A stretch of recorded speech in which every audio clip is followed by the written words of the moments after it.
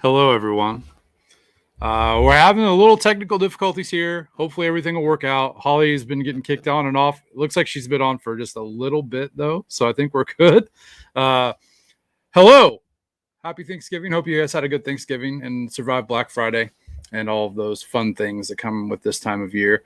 We had a really fun live stream last night with Adam Towla for the After Dark series that Adam and I are doing. I see people in the chat, so that's good. I hope everybody's great. Yeah, we're going to talk about Weird Evansville tonight. And this is a first because I'm doing this as an episode recording as well. So hopefully everything will work out good. And yeah, I think we're going to have a lot of fun. I'm near Evansville, and so is Holly. So she has some posts that I had found on the Liminal Earth map about Evansville when I was digging into goblins, Kentucky goblins, because, well, we'll get into that later. I don't want to spoil too much. Yeah, I hope you guys don't mind my casual look tonight, rocking the hoodie, and I didn't want to put the suit and tie on like I did for the Halloween stream, although you guys all appreciated it. So I guess I think everybody's good, and she has switched devices, so I think she's good, and we will get rocking. Let's bring Holly Smith in. Holly, welcome to the Paranormal Patio. How are you? Hey, I'm good. Thanks for having me. Everything looks and sounds great. So whatever we're doing, let's keep it. So I brought you here to the Paranormal Patio tonight to talk about Evansville, Indiana, and all of the weirdness that comes with it. Because for so long, I thought this little geographical area was kind of a dry zone in terms of weird things happening. But the more I dig into it, the more I find. And your posts were some of the things that really catapulted me into looking into more local things. So first, thank you for that. And two, how did you come to find out about all this weird stuff? Well, I mean, some of this stuff is like local knowledge. Everybody talks about it, hears about it, that sort of thing. And then some of it I kind of came across it just by doing my own research. I really like to do historical research and stuff, and I found a website that was Indiana University's folklore archives. So, and I found there's like hundreds of documents that are like transcribed firsthand accounts of weird stuff happening, like UFOs and cryptids and ghosts, and a lot of stuff with creepy stuff happening with Ouija boards. Of course. But there's just a lot, and that goes way back, like to, I think the earliest one I found was like 1950s, so not super far ago. I guess that is a long time ago now. Yeah, we're talking 70 years now, right? So yeah, that's crazy. Not that I was around then or anything, but so yeah, I ended up finding out a lot of stuff in Evansville, and I found things that like corroborated stories that I'd heard from my friends that were firsthand accounts and that sort of stuff. Like, and it was just like, wow, there's a lot going on here. You know what I mean? And it's not just these little like one-off stories. There's like a lot. yeah. So good friend of the show and a good friend in real life is Kiki Dombrowski, and you come very highly recommended by Kiki. She's a big fan. So what's kind of your background? I know you talk about being a researcher, but what do you do in this type of thing, this type of field on a regular basis? What's kind of your background? My connection to this sort of stuff is casual. I don't consider myself like a professional researcher or anything. For a while, I was involved with Liminal Earth, which is how I got in contact with Kiki. Kiki's great. I love Kiki. I'm glad she recommended me. Highly. Yeah, she's good people. And yeah, so I did a lot of research, like writing stuff down for Liminal Earth when I was with them, just because it was like a great sort of hub for this sort of stuff. And I do stuff with mapping in my day job, so the fact that they were like using a map, I was like, yeah, that's so cool. I'm totally into that. Yeah, that's awesome. It's a good way to visualize all of these stories and be able to put pins in and see, this happened here and this happened here. Are they related? When you're just hearing stories, somebody says this happened over on 9th Street, and then someone's like, oh, this happened a couple of blocks from Dollar General or whatever. Like you line them up and you can be like, oh, that's really close, to the other one, and this is a similar thing. So maybe it's a connected, phenomena. And yeah, maps are great visualization tools for that type of thing. Absolutely. Yeah, like I said, Kiki's a big fan, and we've had her on a few live streams. Have you done anything in person with Kiki? Have you actually met her in real life? No, I have not. I have not met Kiki in real life. I'd like to. She used to be a lot closer geographically than she is now. I would love to meet her someday for sure, as I would a lot of people that I'm in contact with on Twitter these days. Yeah. Since that's my one social media account that I'm really active on. Yeah, I was supposed to meet Kiki in Nashville for the Strange Realities conference. She was going to be there, and unfortunately, she had some things come up, and we'll just say that. So I was a little disappointed, but I'm sure that we'll get to meet up. She's become part of my like inner circle hub of weirdness, and there's a lot of people like you mentioned that I've met, doing this sort of thing that I have become really good friends with, and the Pennyroyal guys, if you're familiar with Pennyroyal down in Somerset, Kentucky, they've become a huge resource for research, especially in the Kentucky area. And that's something that put me on a path where I was looking into the Kentucky goblins. And I actually reached out to you and I said, hey, are you this Holly from Liminal Earth that posted whatever about these goblin creatures in 1955 showing up in Evansville, Indiana? So I guess we can kind of start with that story if you don't mind sharing it. Yeah, sure. So I mean, you're obviously, aware and probably very familiar with the Kelly incident in Hopkinsville. Of course, yeah. Which is not very far from Evansville. I mean, it's in Kentucky, but it's like an hour-ish away from us. Sure. And I was looking into this sort of stuff, and we saw there was like the high school goblin incident that was in Evansville. It was like Lincoln School, which is closer to downtown Evansville, in 1955. So I kind of find conflicting dates on it, but it seems like it may have happened like within days of the actual Hopkinsville incident, and it seems like it might have been before. I'm not sure. That'd be interesting. That would be interesting. Yeah. Because you think about all this stuff that was happening, and they, wondering if it has to do with, like, I don't want to call it mass hysteria because that sounds a little extra, but I mean, like, influence, if you know what I mean. Yeah. Rather than actual stuff. But there were these 10 small, apparently goblin-like creatures that were just like on a football field. 1955. I have the date I have on is August 14th, and like the Hopkinsville incident was in the 21st, I believe, the 22nd. I think that's right. Yeah. It was like the middle of the night, so right on the edge there, and sure.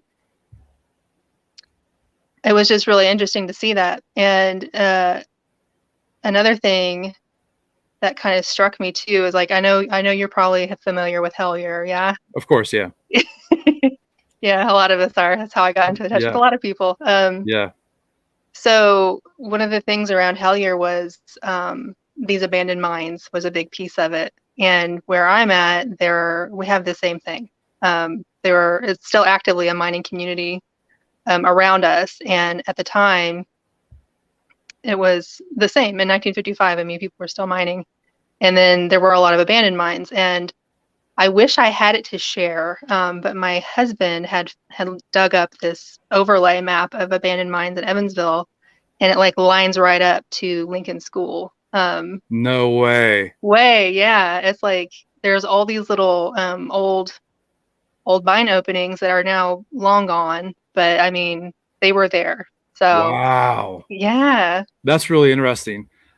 Just to kind of put it out in case anyone that is listening to this episode or watching this live stream that we have going and you're not familiar with Hellier, kind of an operating theory that they were working with was that maybe these creatures from the Kelly Hopkinsville incident in 1955 had migrated to the east side of Kentucky, via abandoned mines and cave systems and whatnot, totally underground, and potentially, I mean, allegedly would have survived and propagated, right under our feet for 55 to 2018 or whenever this happened, 2017.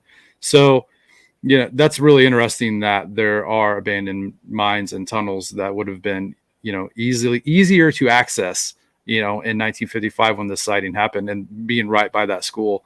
That's something that I did not know about this, and that is absolutely fascinating. Yeah.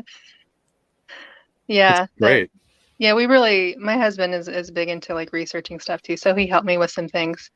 And when he brought that map up, I was just like blown away because so much of the area is just like abandoned mine now, and actually not very far from where I live. And I don't live in Evansville proper. I live in a suburb of it, which is like 15 minutes out. But the subdivisions here have mines underneath of them. And like it wasn't that long ago, they had some mine subsidence and like houses started to cave in. Oh It was no. really bad. So I mean, there's just it's kind of mind blowing to think about how far this goes, like with I mean geographically with the abandoned mines, I should say. Yeah, no, that's absolutely fascinating. Actually, I had Geraldine Sutton Stith on the show for my Halloween event, Hair Raising Horror Week. And for those of you the benefit of watching the live stream, you've seen it before. But here's my little Kentucky Goblin from her brother, handmade by Elmer Sutton. Nice. Uh, yeah, I got a little green one there. He hangs out on my bookshelf with all my other weirdo things. Keeps an eye on everything for me. So, in connection to this time period in Evansville, there was also something that Kiki found fascinating and pointed out to me, the sort of river monster incident. And it was around the same time. And I had found somewhere that that story had changed a little bit, and they didn't really know if they believed the woman who had said it. And they actually, I don't remember where I found this, and it's just in my head, but they actually kind of alluded that maybe this little goblin sighting near the school was also just made up, like you had mentioned, kind of, chasing the tails of this major story that had blown up. But if it happened before, that makes that, theory kind of irrelevant. But the little river monster thing in the Ohio, can we dig into that? Yeah, I was just talking about this with my husband again. Um, they call it was like the lizard man incident or whatever. So somebody reported that they were swimming the Ohio River and something grabbed them, and it was like a claw, and it was like this creature covered in scales. And that was like almost or the exact same time that the other stuff was happening. Like this was all, very close together time wise with Mhm. the goblin stuff that was happening in Evansville and Hopkinsville. Um, but also like one of the things I saw written was, Creature from the Black Lagoon had just come out, a year earlier, a year before that incident. But then there were, I guess, other reports of like a claw monster that was the same sort of thing, if you know what I mean. But like Mhm. they had hairy arms instead of being all green and scaly, but um, which I think is interesting.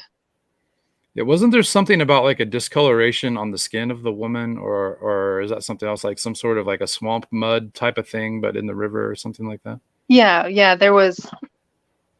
I remember reading something about that, but I don't remember the details of it to really relay much on that part of it. I think it was like a an odd color, like a blue or like a blue green color or something like that. Again, I don't have the notes in front of me. I'm counting on you. So, uh, but yeah, it's an interesting story, especially when you consider the timeline and the relative location, being so close to the Goblin story, and how great would a time machine be to just go back and be there then to find out what these people were really like. Are they reliable witnesses? Are they credible? And talk to them and see what really happened, because we're getting these tales like handed down, for whatever it is, 75 years or 55 years, whatever it is. But yeah, it's really interesting. There are other things though that happen in the Evansville area besides river monsters and creatures from the Black Lagoon and goblins. What else have you dug up in your area? I found I found a lot of accounts about Bigfoot. I mean, a lot. Um, so like one of my best friends when I was younger had an encounter with a white Bigfoot, and Interesting. yeah, she was terrified. Like she's a total skeptic and doesn't even, buy into that sort of stuff. And I guess she was out spotlighting for deer with her boyfriend at the time or whatever, which they were in the middle of nowhere, and she saw something big and white like run across the road and like in the middle of these cornfields, and she was terrified. Like she was like shaken terrified. Mm. And it was something I like hadn't really thought about too much and kind of just had it stuck in the back of my memory. And then when I was reading these accounts on that folklore archive, I found other accounts of white Bigfoot in the same area. And that was like really eye-opening, like, oh, hey, Yeah. yeah, there's a lot more going on there. And So I'm about like 2 hours and 20 minutes, maybe, north of you. And there, people who listen to the show, there was a story about a Bigfoot that was half white and half black here, or dark brown. There's actually two separate stories. Could, lighting, who knows? It could be the same thing. So going back to Hellier and Pennyroyal and Kentucky, there's also the story that Nathan Isaac likes to tell about someone seeing the white hairy humanoid coming into existence, entering a road, and exiting existence before it crosses the road all the way. So these white Bigfoot, that might be something interesting to dig deeper into. yeah, it's so specific too. It's not just your run-of-the-mill, big, brown hairy creature. Yeah, that's interesting. I hadn't heard Yeah. anything about Bigfoot in that area, so Oh, that I've makes got sense. more. Oh, lay it Yeah. on us. Lay it on us Yeah. for So, sure. um, my husband had a encounter with supposedly a Bigfoot way back before I knew him. And uh, I guess him and his buddies were out just in the middle of the night, hanging out like teenagers shouldn't do, but do anyway. And they heard a noise that sounded like a lion growl coming through like a horse muzzle. It was like a really alarming noise for them to hear. And they went to look for it, and then they didn't see it, and they thought it was gone, and they heard the neighbors screaming. And so they run up there, which I wouldn't have done. I would have been like, peace, I'm going home. But the neighbors had seen something outside their windows, and they were like freaking out. And it was just apparently a very jarring and terrifying thing to experience. Yeah, that would be absolutely terrifying. And it wasn't like in the middle of the woods either. I mean, there was woods nearby, but not like it wasn't like in a heavily wooded area, if Sure. you get what I'm saying. Mm-hmm. And then my parents live up by Pike County, which is about an hour north of here. Mm-hmm. And they live like on the Gibson Pike County line, like right on the line. And they live in a heavily wooded area. And I always used to like tease him and ask him, "Do you ever see any Bigfoot out here or whatever?" And my stepdad's like, "No, there's Bigfoot's not real or whatever." My mom was like, "Well, we were out there in the woods. We heard somebody whistling, like it sounded like a person whistling and like knocking noises and that sort of thing." Like, well, that sounds pretty spot on to a Bigfoot type of encounter. And Yeah. then the interesting thing about that is on that same website where I was doing research, I found an account from their neighbor down the road. Just at the end of their road, they were out hunting and saw something crouched in the woods. They were mushroom hunting, not hunting. And they thought it was a person. And so they hollered, and it like stood up and looked at them, and it wasn't a person. Wow. Yeah. Yeah, that's interesting. There's something to that time of year, like the mushroom hunting season. If you're not from an area where morel mushrooms grow, you probably have no idea what we're talking about. But morel mushroom hunting is a big deal here in the Midwest. A lot of people are really into it, and it comes right in the early spring, and it's when people are out in the woods, and all of a sudden there's Bigfoot reports. And we had on episode 1 of season 3, my friend Keith was talking about whenever he was mushroom hunting and was being followed by one. So it's pretty interesting. And I don't know if it's just the seasonal weather or what it is. I mean, you start thinking about Bigfoot being related to the Fae world, and is Bigfoot just a giant hairy fairy? Mushrooms and fairies go hand in hand, and maybe there's something to that too. Who knows? Yeah. Yeah. It's a lot to think about. It Like is. It's a your lot brain to starts unpack. to run and you're like, Yeah. oh, mind blown. Yeah. Yeah. So is that all the Bigfoot reports that you found from down there? Well, I had an experience back when I was in high school, and I don't know if I would call it a Bigfoot type sighting, but it was something. I mean, I didn't actually see, you know, anything. Um, I was at my friend's house, and she lived in Johnson, which is in the middle of nowhere, Johnson, Indiana. And we were standing outside. I think we were probably smoking outside her mom's house, and like we heard something in the woods by her house, and like the dog started to like bark and growl and freak out like dogs do when they see something or that's not Mhm. supposed to be there, even if it's a person. But we heard something moving through the trees, and it was big. Like it wasn't a deer. Like, and if you're around a rural area, you kind of get familiar what a deer sounds like moving through the woods. Mhm. And it wasn't a deer. I don't know what it was. And like the dog like suddenly stopped and like slunk down and like creeped and wanted to go inside the house. So we all just like went inside the house and didn't come back out for the rest of the night. And we didn't go back outside at night the entire time like that I was hanging out with her after that. Like that was a no go. Yeah. No, I get it. Uh, my friend Keith, who I mentioned earlier, he had told me all these Bigfoot stories that there was two that he had, and we decided not long after the interview, a few weeks or something, we decided to go about 5 miles from where he had the first encounter that he had had, and we were in an old Civil War cemetery, and it's right on the river, and we started hearing big crashes, and the look on his face, it's the same thing, like absolute just terror, especially if you've already encountered something like that. And then you hear similar noises and things like that. It will scare a person. Um, my music theory teacher, my senior year of high school, told me a Bigfoot story. And it may have been the first Bigfoot story I ever heard from someone who actually had an encounter.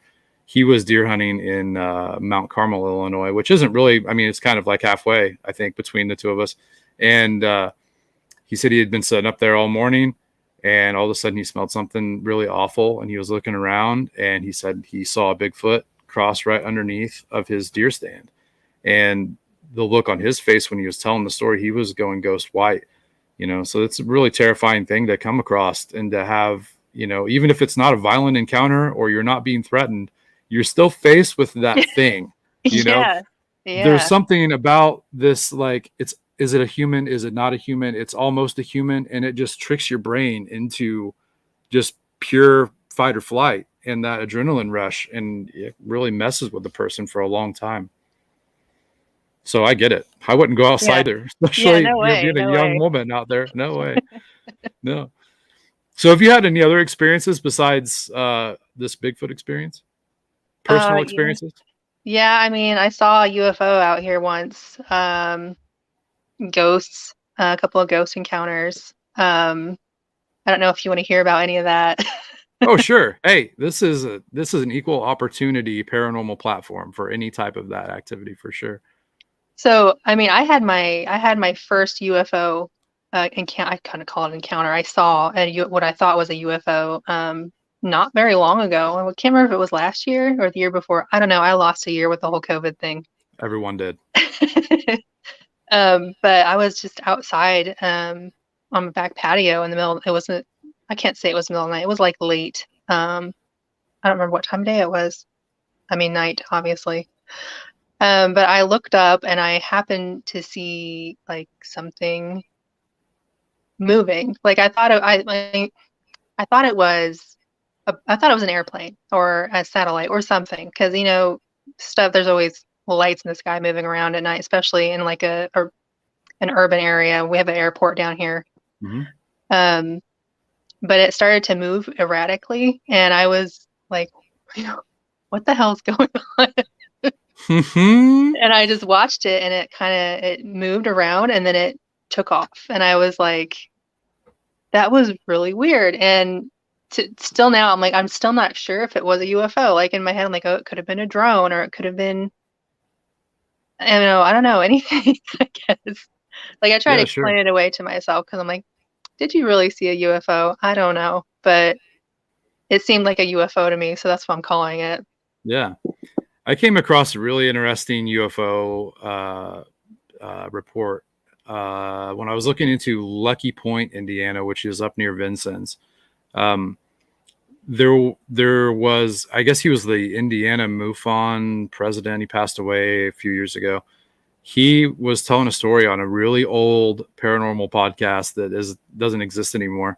One of the very like early podcasts, like when people still call them like internet radio shows, right? Um, but he said there were these two guys that were, I don't remember if they were fishing or if they were hunting for something along the Ohio, just around Evansville, and they were abducted. And they did a like a regression hypnotherapy thing with them. And he said that the second guy was describing what was going on. They were on the banks of the river, and this light came. And when he started talking about being taken into the craft, he started uncontrollably crying and screaming. And he stiffened up on this couch and actually came up like off of the couch, which is kind of like that Like he Encounters of the Fourth levitated? Kind or That what. kind of Yeah, that's what he said. And Dang. this was before that Mila Jovovich movie, the Alaska alien abduction thing. So yeah, that was Evansville's kind of on my radar for UFO activity anyway. I had to go down a few months ago for a training for my job, and they put me up overnight at the casino because that's we were using the convention hall. And so that night I went out down in front of the casino right on the Ohio. There's kind of like a hangout spot, I guess, that I didn't know was a hangout spot. There was probably like 70 people down there, cops down there, just keeping an eye on everything. And I just sat and I watched the sky over the river for like 45 minutes, just hoping I would see something, but I never did. But yeah, there's definitely UFO activity down there for sure. Yeah, I mean, I think there was some hot spots like when I was looking into, more research on the UFO sightings locally. Um, I can't remember where exactly they were, and that's really interesting. You brought up the MUFON thing because there was somebody who had put on somebody had put in a whole bunch of different submissions into this archive, and I wonder if that was that person because it was up by Vincennes, so I was just like, maybe that's related. Mm-hmm. Um, I forgot where I was going with that. I lost my train of thought. Well, I can talk a little bit about Vincennes. Also, historically, a lot of really interesting UFO sightings before UFO was a thing. They actually saw like flying. They called them flying ships over the skies of Vincennes, which historic area. Anyway, for the country. Not just for Indiana and the Illinois area, but very pivotal. Area historically. So when you start talking about these really old UFO reports before there were cars, even, the way people describe them, it's interesting to look at how they describe things that they can't explain with a limited terminology because of the lack of technology that existed at the time. I always found that fascinating, calling them a Yeah. flying ship because they knew ships existed, boats existed. So they called them, flying ships. And then whenever we had the short-lived era of the blimp, then that narrative changed a little bit more. And then we had, where we had airplanes and things like that. And now this is really futuristic looking thing that people see. And I'm curious to see what it'll be like in another 50 to 100 years, what we will see, how this phenomena will reflect into like our third dimension and how we will perceive whatever it is that we're seeing. I think it's interesting, and I'm looking forward to finding out exactly what it's going to be. Hopefully I'm still alive in 50 years and I can find out. I'll be a crazy old man by the time that comes around, but I'll keep everybody updated for sure. Maybe it won't be so crazy then, Yeah, maybe not, by then we'll have already used this narrative of them being a threat to human society and we have to go to war and all this stuff. So we're already on the path of that anyway. Yeah. But let's not bog it down. I believe you said you had some ghost experiences too. If you don't mind sharing those, we'd love to hear them. Yeah, one of the big ones I had, I'll start small. Okay, so in my building, I was sitting and I was like looking, I wasn't looking, I was facing towards this doorway that has like, it's flanked by glass on both sides. So you can see on either side of the door. And then I saw somebody that I didn't recognize because I know what everybody looks like where I work. I thought maybe they were a visitor, but they walked across the doorway like this. And the thing is, you can't do that. Um, there's no doorway on either side of this door. You would have to walk straight, or you would just hit a wall when you tried to go one way, like left or right. And they walked straight across it and disappeared, and they were gone. And I kind of like just sat there for a minute, and I was like, "Did I just see a ghost at work?" And interesting, like it happened again recently. I saw it, it was like 2 years after it happened the first time, and I saw it happen again. So I don't know if it was like I was just in the right place at the right time again. Like it's like one of Mhm. those repeaters, Right. you know, stuck in a loop. Was it exactly the same? Yeah, Yeah. yeah, Sounds like a repeater to me. yeah. Looked like the same person, like and everything. I was like, oh hey, there it is again. Yep. And then one of the bigger ones I had, and I was actually on a different podcast talking about this at one point, was our we found a headstone in our yard in our old place. And some things have been happening in our house. It was a rental, like this little rental on the west side. And my husband was at home with our son because he's a stay-at-home parent. Like he would text me at work and say, you know, I'm hearing noises in the house. There's like cabinet doors closing, like stuff is falling off the refrigerator. And I'm like, it might be a mouse or something, you know. Yeah. And it kind of escalated to the point where like there was hearing like a child yelling in the house. That wasn't our child because our child was a baby and he could not speak. And there was all these things happening. And then my husband was out in the backyard, like trying to dig up some stuff to fix landscaping, and he found a headstone. Hmm. Um, and the headstone was for. It took us a while to read it because it was old, like it was really worn down. And we had it sitting on the front porch, and the sun had just right, like the next morning early, that you could actually read it because you couldn't read it otherwise. And it was a young child who had passed away um, really young. So he was, I can't remember, maybe he was 2 or 3. I've forgotten. I used to have all this written down. That's like I was really into the story, and it's crazy how you forget about it when you're not looking at it Yeah. for a long time. His name is Robert, and it's kind of crazy now thinking back to it because like the time that he passed away was the last epidemic. It was the flu epidemic. Oh, interesting. Yeah, like talking about it right now, like I'm thinking about like, wow, that's kind of crazy. Yeah.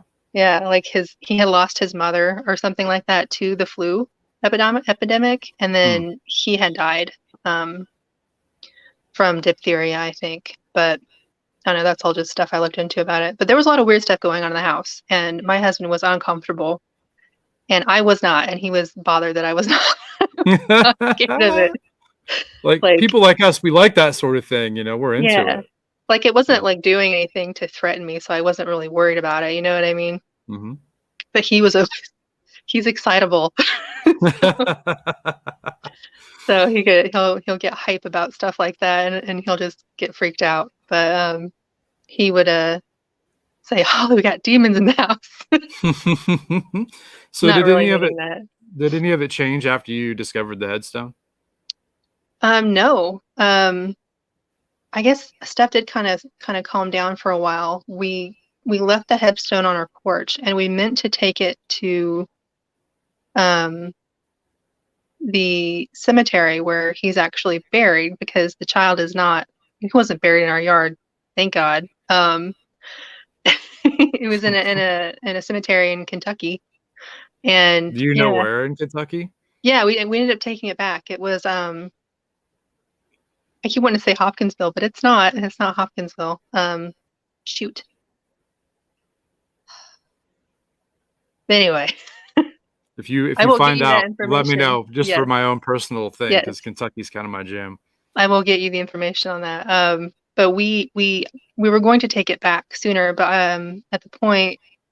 at this point, when we first found it, um, we just weren't able to get it down there soon enough. So, um, we eventually took it back when we moved to the house we're in now, which was been a couple years ago, and um, we made sure we said some things like, Steven was like, "I really don't want to leave this here," and I was like, "Well, we need to take the headstone with us." And he put it in the car. He parked the car on the street and told him, he said, "You stay with the car. Don't come in the house."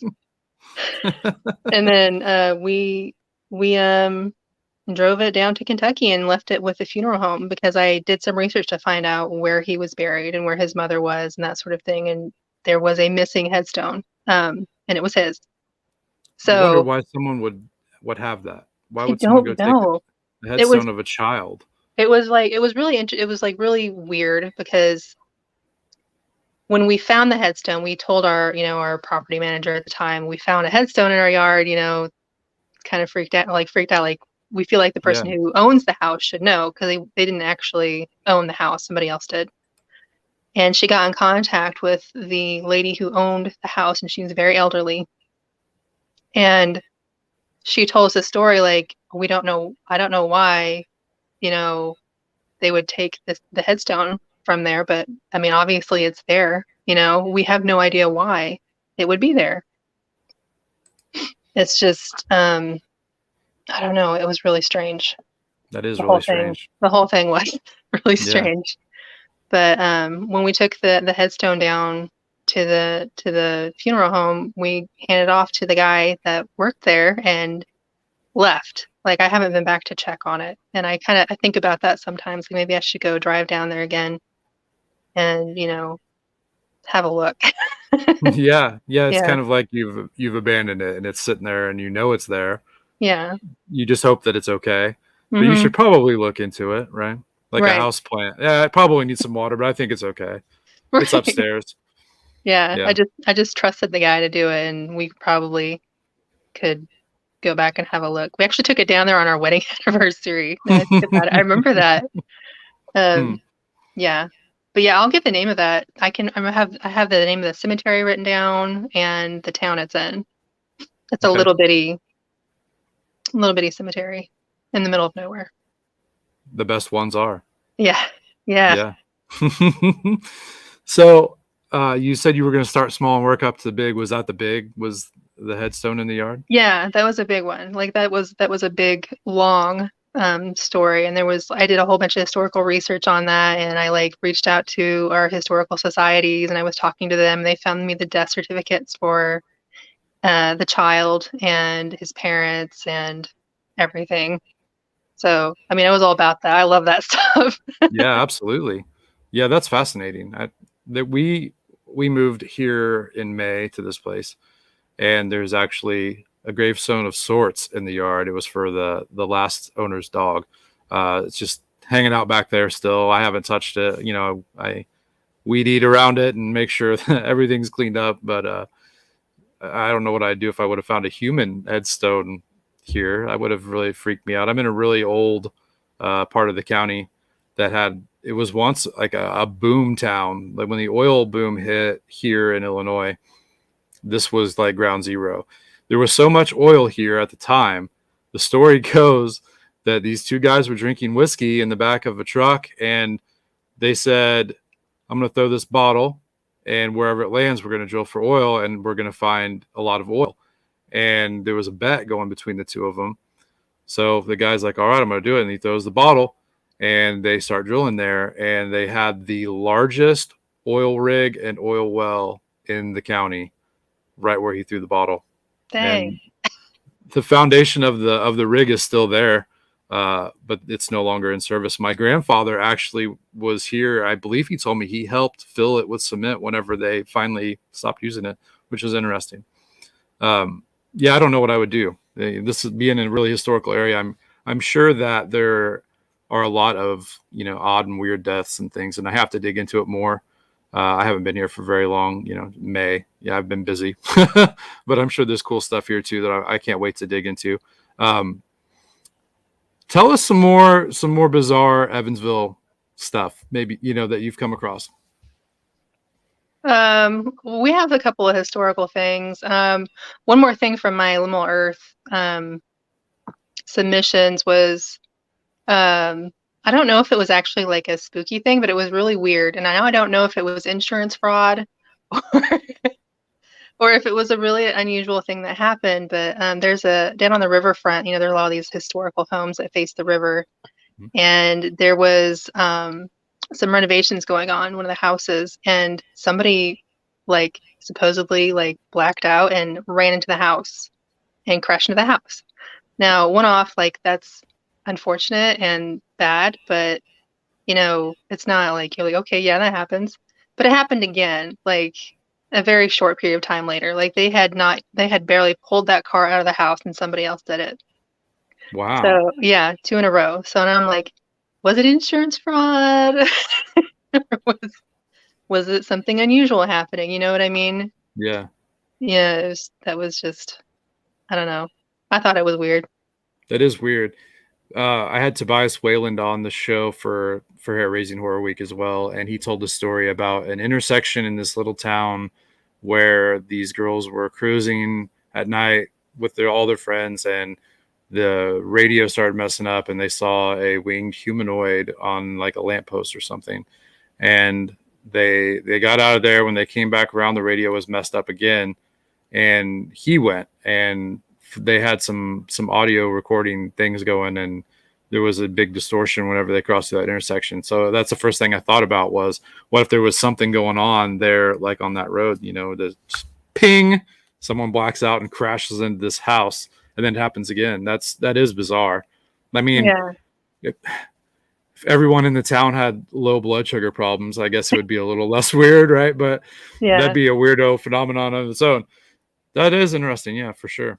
Yeah, and like that's the oldest part of the city down there by the river. And like there's a lot of history there with like the war, like Civil War and that sort of thing going on with that area. And it's just, I don't know, there could be some really weird, crazy vortex like things happening down there that we don't know about.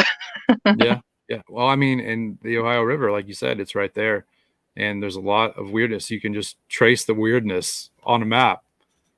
The Ohio River feeds it Yeah. everywhere. It's fed my personal journey and research in Kentucky. It feeds into the Mothman of Point Pleasant, and everything in between. That whole riverbank is weird all the way across Kentucky. And, maybe it bleeds through to the north as well, not just the south.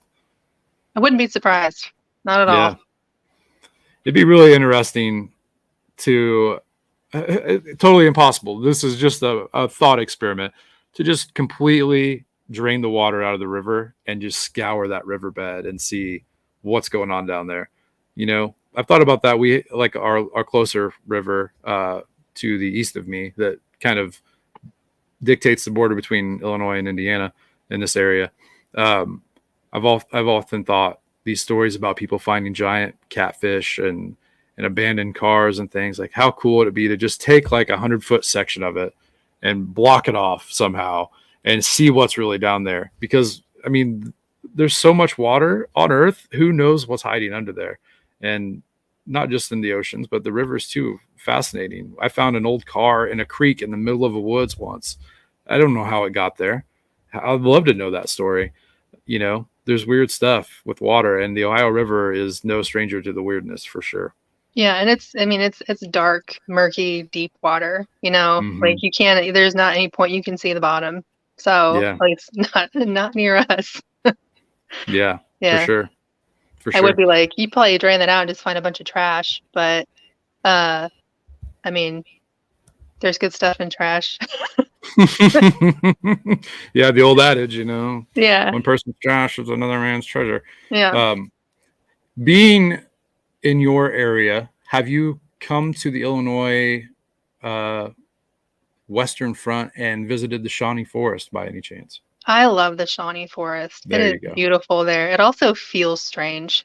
It does, doesn't it? Yes. Yeah. Have you taken the ferry at Cave in Rock and crossed over to Kentucky across the Ohio? No, I haven't. Put it on your bucket list. It's fun. Yeah. Yeah, it's really fun if you go on a day like I went when there was some sort of biker rally going on, and it was like my car, a truck, and then like 15 or 20 motorcycles going across on this ferry. It was really interesting. Everybody was sunburned. It was awful. Yeah, but if you come over this way, you might as well just jump on Illinois Route 1 and take it right into the Ohio and cross on the ferry. Yeah, I'll have to do that. Have you ever been to New Harmony? New Harmony. That New sounds Harmony, really Indiana. familiar. Okay. It sounds really familiar. If you are into weird stuff, you should totally go check that out. And I mean, um it's really an old utopian experiment that went wrong like years ago, like in the 1800s. It's like the Owenites. Have you heard about the Owenites? Nope. Okay. They really were trying to like literally build a utopia and it failed. It's and so left behind are a whole bunch of old like log buildings, and there's an open air church there. It's like an open air chapel. Have you heard of it? You should totally Nope. go there. It's like you go there and it's beautiful and there's all kinds of things to see. There's like different like I'll call them mazes that you go through. You can walk these mazes. There's like a hedge maze and there's a stone maze and there's like fountains and stuff, but it's really weird. Like if you go there, you feel the weirdness. It's very strange.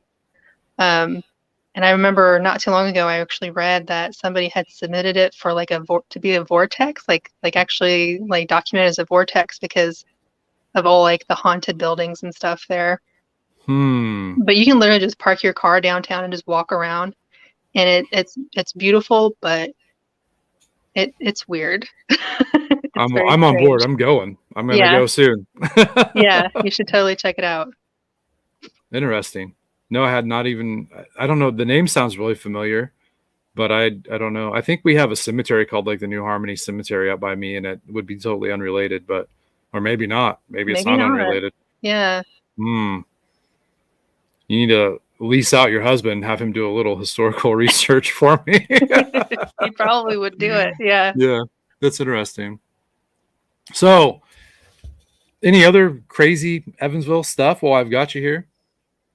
A really famous one that I don't have, like, it's not on Liminal Earth, I don't think, is the Gray Lady. You know about the Gray Lady at I don't the think so. Willard Library? No. Okay. Well, maybe I do. Did they cover this on like Ghost Adventures or something? I think Ghost Hunters actually did it. Ghost Hunters, Now I maybe. think Yeah, about it. yeah. Yeah. It's a really there's a really old historical library, and most of the library is dedicated to genealogy for the area. And it's a building you walk in that just feels kind of spooky. It's really cool though. It's really beautiful architecturally. And it's apparently haunted by a gray lady. You know, they see a lady in a gray dress that people see in the Hmm. building. And I guess that maybe she was the daughter of the person who built the library, if I remember correctly. Don't quote me. But that's a big one that a lot of local people know about. Isn't the library really close to the river as well? Yeah, I mean, it's like right, I can't say it's really close to the river, but it's right on First Avenue. Um, it's in a, it's kind of strangely placed when you see it because around it now are only mostly modern buildings. So Hmm. it's like this historical building that's nested in like around a factory and like a modern office building, and then the interstate's right there, and then there's Yeah. the historical building like right there. Hmm. And Yeah, then I've driven by it a lot. and then Excuse me. another thing you could see if you wanted to is the Wrights home. Do you know about the Wrights home? I don't think so. Okay, it's a historical home that was built by some very wealthy people in the area a long time ago, and like the turn of the it was in the 1800s. But it's a museum. Like it's all like restored and maintained as its in its historical light. Hmm. And It's also a really beautiful place to visit, but it's also very spooky.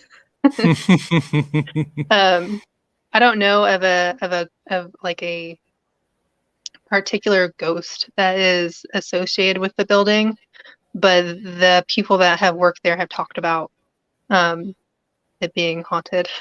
Hmm. Hearing people walking around upstairs and up and down the back, like the servant staircase that's in the back, that sort of thing. Your run of the mill usual old spooky house stuff. Mm-hmm. So a friend of mine, Matthew, has popped into the chat, and I would be remiss if I didn't take a second of being serious and talking about things to be goofy for a minute. Matthew is down in Tennessee. He comes up to Evansville twice a year. And he is was a big fan of the Amish buffet. I'm not sure which one. But I have to ask, please tell me you know some crazy, weird story about the Amish buffet in Evansville, Indiana. I don't. I know nothing about the Amish buffet. Sorry, Matthew. Nothing for you, man. It closed due to natural causes. No demon infestation or anything like that. Sorry, buddy. No, I had to be goofy there for a minute for Matthew because he's big into that Amish buffet, man. if Hopefully he's they talking open up about another one. if he's talking about Stoll's Country Inn, that's a big one for a lot of people. It is pretty popular. Yeah. People from here talk about it too. Well, yeah, Stoll's Country Inn. That's what he just said. Yep. Yeah. Is it so? That's closed. I think it is. I mean, I didn't never go there. I mean, so I didn't really keep tabs on it, if you know what I mean. Yeah, I think you just made Matthew's list. That's too bad. I know it's right there on 41. But yeah, I don't know. It could be closed. Well, Sorry, that's a bummer. Sorry, buddy. I love it. Yeah, there's a lot of cool stuff that goes on down in Evansville, and I'm gonna look into the New Harmony thing. Definitely, I think maybe if there's any type of cell phone reception there, we could do a future live stream from New Harmony. That might be fun to do. I might have to hit you up. We might need some help. Yeah, do that. Sweet. What would be really cool is if we can talk Kiki into coming up and the three of us can just go out there and be weird. Yeah, that would be amazing. I bet she would love it too. If she hasn't been already, I don't know. She likes to travel a lot. She's a traveler. She just got back from Egypt a couple months ago. Yeah, so envious about that. I know. I was just talking about it the other day to someone who has no idea who she is. I was telling the stories about Egypt and how cool it is to go, and yeah, on my bucket list. Well, if you'd like to take a few minutes, and I don't know, I know you kind of have your Twitter thing going on. Do you have anything else going on where people can come and find you online and all that good stuff? I'm really just on Twitter. I know that's terrible. My Twitter, my @ on Twitter is Madam Moody Tofu. And I also have a blog that there's a link on my Twitter, my Twitter profile. Awesome. I haven't updated it recently, but I mean, there's some weird, crazy stuff on there. If you're into stuff like hypnagogic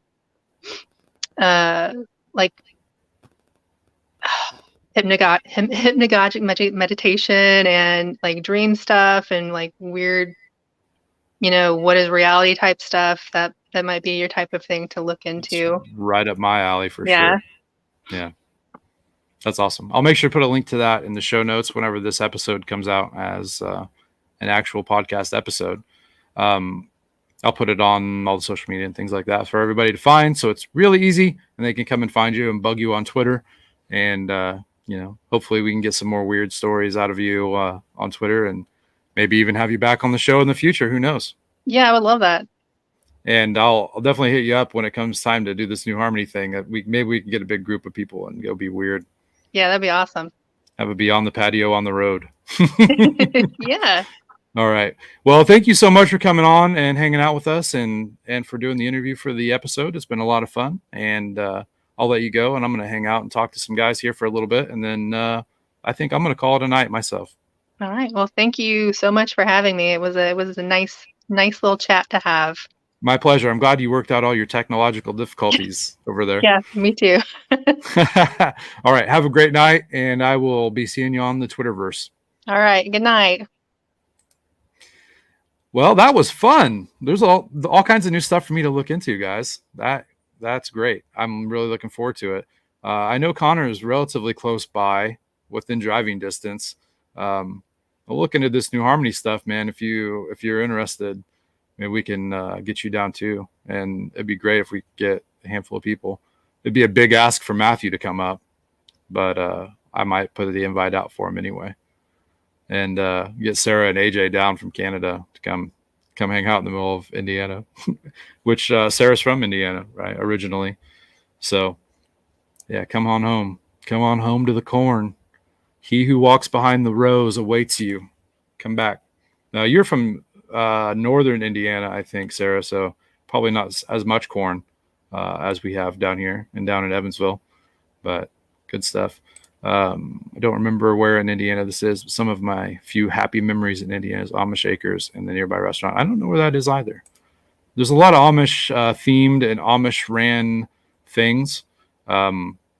We have an Amish supply store here relatively close by where everybody just calls it the Amish store. It has a real name. I don't remember what it is because I call it the Amish store. Yeah, Amish everywhere. Definitely growing in this area for sure. You prefer Southern Indiana? I don't know much about Northern Indiana. That's where my grandfather's family came from to here. Obviously, they didn't come from Northern Indiana, but yeah, I have interest there. He walks behind the rows. Some kind words, another good live stream. Thank you, all that good stuff. I appreciate it, guys. Holiday weekend. I know people are probably needing some time to relax and chill out, and I think this is a great time to do that on a Saturday night and just hang out and be weird and listen to some cool stories. Somebody had said something I wanted to talk about. I think it was when we were talking about New Harmony. Here it is. I think we talked about New Harmony in a liminal live stream. Sarah, if you can clarify that in any way, I would be interested to see, because I don't remember that. There's been so many liminal lodge live streams. They blend together, especially whenever Nathan's firing stuff at you over and over. Boom, boom, boom, boom, boom, boom, boom. If you guys haven't ever had the chance to meet Nathan Isaac in person, but you've seen him on streams or heard him on podcasts, he is exactly the same all the time. It never stops, and it's terrific. So, yeah, Sarah, hit me up on the thing, and I'll ask if there's more information I need to know. And if you don't have any, I'll just ask Nathan if he remembers. We'll look into this New Harmony thing. It's not that far from me. If nothing else, I'll go by myself. It'd be fun. So, hey guys, thanks so much for hanging out. I appreciate it. You guys are the best. New episode, if you missed it, came out yesterday. Patreon people, which all of you are. The early release is Matthew, and it's up on Patreon. So if you go to the Patreon app or website, or whichever you prefer to use, Matthew's episode is on there. We're talking about Valiant Thor, which is good stuff. I do not know about the Liminal Earth live streams. Talking about the Liminal Lodge live streams. That's the Penny Royals Patreon weekly Monday nights at 7 p.m. Pagan Standard Time. Yeah, we're clarifying that now. Awesome. Yeah, thanks again, guys. Have a wonderful night. Spend some time with your family if they're still around, and I'll be here. So hit me up if you come across anything weird, especially in my area, and I'll be glad to look into it after I look into New Harmony. All right, guys, have a wonderful night, and I will see you on the next one. Peace.